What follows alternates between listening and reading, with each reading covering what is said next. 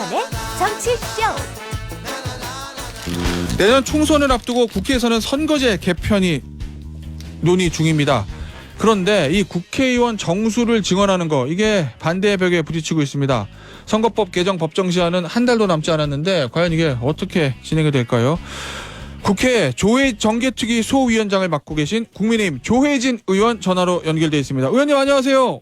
안녕하십니까, 조혜진입니다. 예, 의원님 일단 예. 정개특위 얘기하기 전에 지금 예. 전국의 가장 뜨거운 이슈인 한일 관계 질문부터 몇 가지 좀 드릴게요. 예. 이 대통령과 기시다 총리 한일 정상회담 이후에 기시다 예. 일본 총리가 히로시마 G7 정상회의에 윤석열 대통령 초청했습니다. 우리 예. 정부는 이게 방일에 대한 긍정적인 후속 조치다 이렇게 예. 얘기하던데 어떻게 평가하세요? 한일 관계는 아시는 것처럼 역사 문제, 영토 문제 이런 것 때문에 갈등의 이 불씨를 늘 안고 있으면서도 예. 두 나라가 가장 가까운 이웃으로서 또 자유민주 진영의 중요한 한 축으로서 두 나라 사이에도 경제, 안보, 문화 등 이렇게 협력해서 같이 이 공존 발전해야 될 그런 그 관계고, 네. 또 국제사회에서도 그 두 나라가 협력해서 큰 역할을 해야 될 그런 관계인데, 그래서 그 두 나라 사이에서는 그런 민감한 이슈들을 잘 관리하면서 조심스럽게 관계를 발전시켜 왔는데, 아시는 것처럼 지난 문재인 정부 때 그전 박근혜 정부가 했던 그런 한일 위안부 합의, 어렵게 합의를 한 것도 다 파기시켜 버리고, 예. 그리고 법원에서 징용 배상 판결 난 이후에 한일 관계가 최악으로 갔는데도 전혀 그 손 놓고 개선의 노력을 하지 않아 가지고 예. 6년 동안 최악 상태로 와서 더 이상 이렇게 가서는 안 된다는 게 양국 내부에서도 공통적으로 느끼고, 또 국제사회에서도 빨리 한일 관계 개선해서 두 나라가 이 국제 무대에서 역할을 제대로 해달라는 요청이 많이 있어가지고 우리 윤석열 대통령이 어려운 결단으로 일본을 방문을 해서 한일 관계 정상화의 첫걸음을 내디뎠고, 예. 그에 대해서 정말 두 나라 간의 미래를 걱정하는 분들은 다 환영하고, 특히 이 국제사회에서도 지금 말씀하신 윤 대통령의 방일이라든지 또 관계 정상화의 노력이라든지 그에 대한 일본의 그 화답이라든지 이런 거에 대해서 대대적으로 환영하는 이유가 다 그런 그 맥락이기 때문에 참 어려운 일을 잘 결단하셨다고 생각합니다. 알겠습니다. 자, 그런데 사실은 예. 대통령이 일본으로 출발하기 전만 해도 이 강제징용 해법 요게 이제 이슈였는데 한일 예. 정상회담을 마치고 국내로 들어와서 새로운 이슈가 생겼습니다. 이 예. 독도 문제하고 위안부 문제, 이게 예. 기시다 총리와의 논의 테이블에 올라왔느냐 안 올라왔느냐, 예. 이게 지금 이슈가 생겼잖아요. 예. 대통령실에서는 전혀 독도하고 위안부 문제 얘기한 적 없는데 일본 언론의 왜곡 보도다 이런 예. 입장인데 이 사안은 어떻게 보고 계신가요, 의원님? 일본에서 어떻게 그런 보도가 나왔는지 모르겠지만은 예. 우리 정부가 명확하게 그렇게 확인을 해줬기 때문에 예. 그 이상 그에 대해서 야당이 정략적인 목적에서 이런 그 한일 정상화의 노력을 폄훼하거나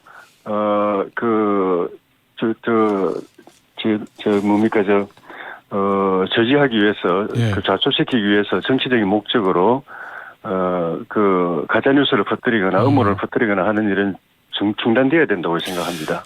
지금 이재명 민주당 대표 얘기를 보면 대일 구류 예. 외교다, 모든 수단 동원해서 만국적 야합에 대한 책임을 묻겠다 이런 얘기를 하고 예. 있고, 지금 민주당 예. 자체적으로는 외교 안보 라인, 그러니까 김성환 실장, 박진 장관, 김태호 차장들 물러나야 된다. 예.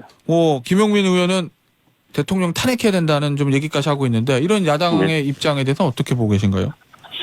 평소에도 물론 저는 이제 민주당이 하고 있는 여러 가지 그 행태에 대해서 실망스러운 부분이 좀 있었지만은 특히 반일 문제에 대해서, 그러니까 그 한일 관계에 대해서 죽창가 부르면서 반일 선동할 때, 이때는 정말 이건 이승일은 모습 같다는 느낌이 들 정도로, 정상적으로 사고를 하는 당인가 의심스러울 정도로 네. 정말 이거는 실망스럽습니다. 지금 민주당이나 이재명 대표가 하는 그런 우리 윤석열 정부를 비난하고 공격하는 그런 논리라면은 98년도에 김대중 대통령이 대통령 당선 첫 해에 도쿄를 방문해가지고 오부치 총리하고 한일 미래 파트너십 공동선언 발표하면서 그 이전에 해방 이후에 우리가 반세기 동안 이 외색 문화라고 하면서 금기시해왔던 일본 문화에 대해서 대대적으로 문을 열었습니다. 개방했습니다. 수입을 하게 만들었습니다. 네. 그러면 지금 민주당이나 이재명 대표 논리라면은 그런 일을 한 김대중 대통령은 친일파나 매국노가 돼버립니다. 근데 김대중, 민주당 당사에 보면 김대중 노무현 대통령 승계한다면서 버젓이 사진 걸어놓고 하는 행동은 거꾸로 하고 있습니다. 네. 아마 이 지하에서 우리 지금 민주당이 하고 있는 이 묻지마, 반일, 닥치고 반일, 이거 무조건 반일, 이걸 보면은 아마 통탄할 거라고 생각합니다. 그러면 의원님 보시기에는 민주당이 왜 그런 쪽으로 방향을 잡았다고 보세요? 이 두 나라, 한일 두 나라, 좀 전에 말씀드렸지만 두 나라는 그런 언제든지 불이 붙을 수 있는 인화물질을 가지고 있으면서도 대승적 견지에서 그걸 잘 관리하면서 두 나라 관계를 발전시켜온 정말 애국적인 그 주요 세력이 있는 반면에 네. 정치적으로 필요할 때마다 그런 불씨에 불을 붙여가지고 선동하고 갈등 또 대립 관계를 유발시켜가지고 그걸 이용하는 극단 세력이 두 나라에 늘 있어 왔습니다. 예. 그런 극단 세력의 그런 정치적, 정략적 그 행태를 눌러가면서 두 나라가 오늘 여기까지 발전해 온 겁니다. 알겠습니다. 민주당이 그런 극단 세력의 행태를 모습을 보이는 건 정말 실망스럽습니다. 알겠습니다. 자, 이제 본격적으로 전격특위 얘기 좀 해볼게요. 예. 의원님. 예. 이 오는 27일에 이 선거제 예. 개편을 두고 전원위가 열린다고 하는데 이 예. 선거제 개편안이 크게 세 가지로 압축됐다고 하거든요. 예. 제가 보니까 1안은 소선거구제 플러스 예. 권역별 병립형 비례대표제, 2안도 예. 소선거구제 플러스 권역별 준연동형 비례대표제. 어렵습니다. 예. 어렵습니다. 네. 예. 3안은 도농복합형 선거구제. 이러면은 약간 중선거구제잖아요. 플러스 예. 권역별 병립형 비례대표제인데 보니까 예. 현재 같은 소선거구제를 유지하면서 비례대표를 확대하는 1안과 2안은 비례대표 50석 늘어납니다. 예. 그럼 국회의원이 350석 늘어나는 거예요. 예. 그리고 현행대로 의석수를 300석으로 유지하는 3안은 선거구제를 바꿔야 되는 거거든요. 중선거구제로. 예. 맞습니까? 제도적 의미는 그렇습니다. 예. 그런데 오해가 없었으면 싶은 것이 예. 좀 전에 앵커님 말씀하신 그 세계 안으로 압축됐다라는 그 표현도 오해를 불러일으킵니다. 아, 그래요? 예, 일단은 그 선거구제 개편 관해서는 그 민주당, 우리당, 국민의힘 두 당 다 당론이 없습니다. 당 내부에 정리된 입장이 없습니다. 예. 그리고 우리 정개특위 소위에서 아는 두 당이 협상을 벌여가지고 그 제도를 게 아니고 예. 27일로 전원위원회에 그 의장님께서 전원위원회 소집 예고를 하셨는데 거기에서 300명 국회의원 전원이 모여서 난상 토론, 백가정명의 그런 자유로운 토론을 벌여서 공감대를 이렇게 확인을 해야 되는데 어느 제도가 좋은 제도인지 개혁적인 제도인지 그걸 이제 윤곽을 잡아야 되는데 네. 그 토론을 위해서 예시적인 안으로 토론에 유용한 그 효과적인 예시적 안을 한 2개 정도 올려달라. 예. 그렇게 이야기를 했는데 두 당이 지금 현재 말씀드린 것처럼 입장이 없습니다. 당론이 없습니다. 당론이 없다. 어느 제도가 좋다. 우리는 어느 제도를 선호하는데 이게 없습니다. 예. 그런데 토론의 소재로서 예시적 안은 2개는 올려야 돼서 예. 그래서 우리 소위에서 여야 의원들이 두 당이 당의 공식 입장이 없는 상황에서는 그러면은 국회의장 직속의 자문위원회가 전문가들을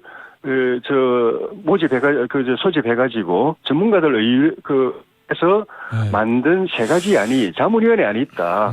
그럼 그것을 올려서 토론의 소재로 하게 하자. 해서 올린 것 뿐입니다. 알겠습니다. 자, 그런데. 거기에 이제 예. 두 개 안이 국회의원 정수를 늘리는 걸로 되어 있으니까 여야가 합의해서 국회의원 정수 늘리는 걸로 됐구나라고 이렇게 오해가 되고 와전이 돼서 논란이 벌어졌는데 일이 전혀 아닙니다. 그러면 이 안들이 아니라 다른 안으로 논의될 수도 있다 뭐 이런 입장이신 건가요? 이건 한 예시뿐이라는 건가요? 예, 지금 우리 정개특위의 여야 의원들이 내놓은 안만 해도 이런저런 조합에는 10가지 됐습니다. 알겠습니다. 자, 그런데 이제 우리 의원님께서도 말씀하셨듯이 예. 이게 여론에 좀 사실 정계특위에서 나오는 안들은 여론이 좀 지지를 받아야 되는데 예. 지금 여론이 조금 안 좋은 이유가 이 의원 예. 정수 확대거든요. 지금 예. 보시면 저희 정치적 게시판에 있는 청취자 반응도 예. 의원 정수 증원에 부정적입니다. 어제 예. 예. 김기현 국민의힘 당대표도 의원 숫자 예. 확대하는 아예 안건으로 상정할 가치조차 없다. 뭐 이런 예. 반응 보였다고 하는데 이렇게 되면 의원 예. 정수 확대는 물거품 되는 거죠?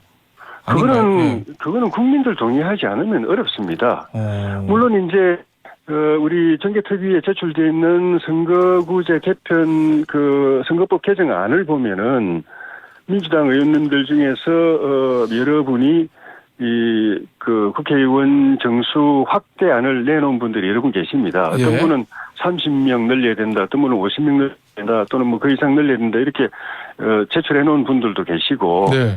반면에 이제 우리 국민의힘은 당론으로 정해진 건 아니지만은 그동안의 전반적인 기류가 국회의원 정수는 300명 동결 또는 어떤 분은 270명 축소안을 지금 준비하고 있는 분도 있고. 국민의힘에서요?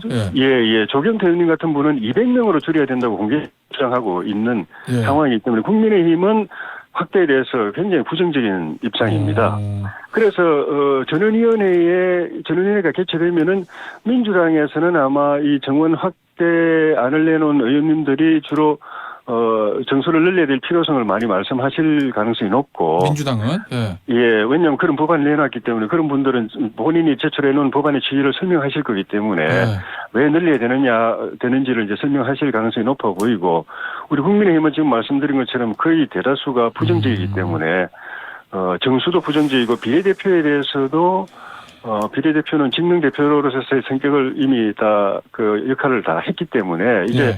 존립의 가치가 없다. 비례대표는 없애거나 축소해야 된다라는 입장이 또 많습니다. 국민의힘에서는.